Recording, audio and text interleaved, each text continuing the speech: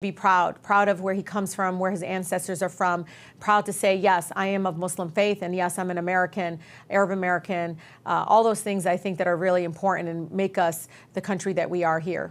And as a Palestinian, what's your position on Israel and US aid to Israel? Look, I am a person that grew up in Detroit, where every single corner of the district is a reminder of the civil rights movement.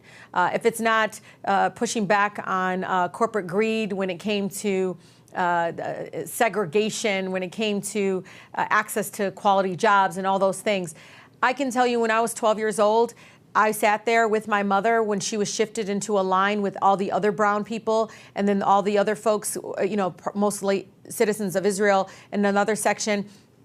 And the way that she was treated less than, that inequality that is very evident when you're there, when you understand truly that equality, justice, access to all those things is solely based on your faith there, solely based on your ethnicity.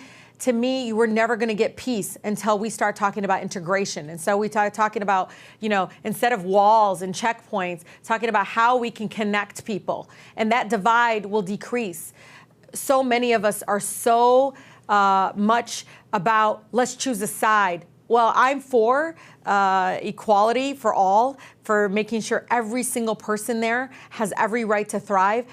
I know what happens to families when they're attacked, when they're unarmed, when they don't know what exactly is happening. That dehumanization is toxic, and it's only going to get worse if we don't handle it from this perspective, from coming and choosing a value versus choosing a side, Palestine versus Israel. And so when you get into Congress, will you vote against U.S. military aid for Israel? Absolutely. If it has something to do with inequality and not access to people having justice and to stop, for me, U.S. aid should be leveraged. It should be leveraged to promote that value. If you're going to be a country that discriminates against someone solely based on their faith, solely based on their skin color in many ways, because there are Israelis now in that because they're darker skinned, they're not being treated equally.